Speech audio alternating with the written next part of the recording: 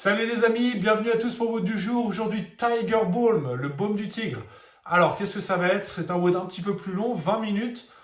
20 minutes, 3 exercices. On retrouve les trois composantes du CrossFit, la gymnastique, l'haltérophilie et le cardio. Donc, on a 200 mètres run, 7 soulevés de charge du sol au-dessus de la tête, donc 7 clean and jerk. Après, ça va dépendre si vous utilisez des haltères ou pas. Si vous utilisez des haltères, c'est double haltère. Si vous n'utilisez pas d'haltère, c'est simplement la charge qu'on va pouvoir utiliser et on la monte du sol à au-dessus de la tête en passant par les épaules. Et enfin, le dernier exercice, ce sont des double under, donc saut à la corde à sauter. Et si vous n'avez pas de corde à sauter, ce sont des line ups, chose qu'on a déjà faite également. Donc je vous explique l'ensemble du WOD tout de suite. Alors, 200 mètres run, si vous ne pouvez pas courir, il y a des adaptations possibles. Donc si vous avez accès du matériel, vous avez dans la description du WOD tout le matériel disponible. Si vous n'avez pas de matériel, vous pouvez faire des shuttle run. Donc c'est-à-dire c'est des petits sprints de 10 mètres par exemple, donc d'un point A à un point B, et vous faites 20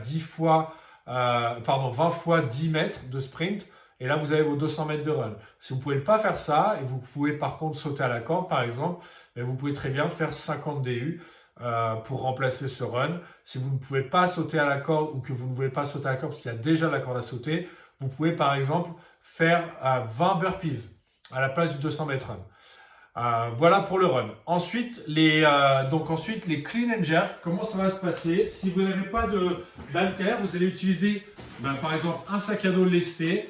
Et là, donc, je vais faire, première chose, ça va être ici, le sac à dos sera au sol, je vais venir attraper mon sac à dos, je l'amène à l'épaule et ensuite je le pousse au-dessus de la tête. Je le redescends et je recommence. Hop, épaule au-dessus de la tête.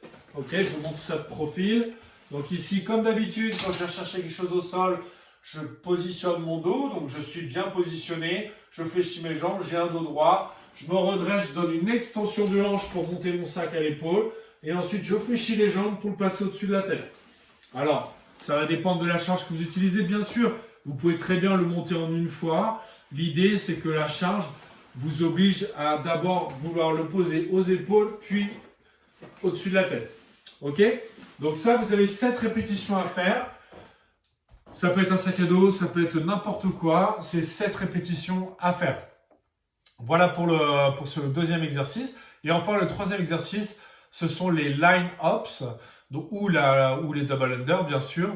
Mais sinon, ce sont les line-ups. Donc, line-ups, c'est comme d'habitude, vous allez choisir une ligne. Donc, soit c'est une ligne qui existe déjà chez vous, une lame de parquet, le carrelage, une ligne, le joint du carrelage, ce que vous avez. Ou alors, vous mettez un morceau de cordelette, un morceau de scotch, ce que vous avez. L'idée, c'est que vous allez devoir sauter latéralement par-dessus cette ligne. Et c'est un aller-retour qui compte pour une rep. Donc, quand vous avez 40 line-ups à faire, en réalité, vous faites 80 sauts puisque vous allez sauter 2 fois pour que ça compte une rep. Donc, je m'explique, je suis ici, je choisis ma ligne et là, ça va faire, je vais partir de là, ça fait 1, 2, 3, 4, etc. Ok? Donc, voilà, 40 à faire de cette manière-là et ça pendant 20 minutes. Donc, le stimulus du WOD aujourd'hui, c'est un WOD qui est un peu plus long. C'est un WOD qui demande de la régularité dans l'effort. Donc il faut imaginer, vous allez imaginer plus ou moins comment vous allez vous sentir au bout de 15 minutes de WOD. À quel rythme vous êtes capable d'évoluer au bout de 15 minutes de WOD. C'est ce rythme-là que vous devriez avoir dès le départ, de manière en fait à être capable de maintenir ce rythme-là sur les 15 minutes, voire les 18 ou 19 minutes, et ensuite être capable d'accélérer et de sprinter à la fin, plutôt que l'inverse, quand on a tendance à s'écrouler à la fin parce qu'on est parti trop fort. Vous allez pouvoir aussi également noter à peu près le temps que ça vous prend de faire un tour et d'essayer de conserver ça. Ça vous donnera une idée du rythme à garder pour être capable de faire un bon chrono ou de faire un maximum de tours. Donc là, par exemple, si vous faites un tour en 2 minutes 30, vous savez déjà que vous allez faire à peu près 8 tours. Donc, ça peut vous donner une idée du volume de tours que vous êtes capable de réaliser, sachant que ce WOD, en 20 minutes, c'est un WOD où on doit faire à peu près, on va dire, plus de 6 tours. Voilà, donc si vous êtes capable de faire le premier tour en 2 minutes 30, de maintenir ça sur le deuxième, vous savez que normalement, si vous ne craquez pas, vous êtes parti pour 8 tours. Voilà les amis, donc n'hésitez pas à commenter, donner vos ressentis et je vous souhaite un bon WOD, une belle journée et je vous dis à bientôt. Salut à tous.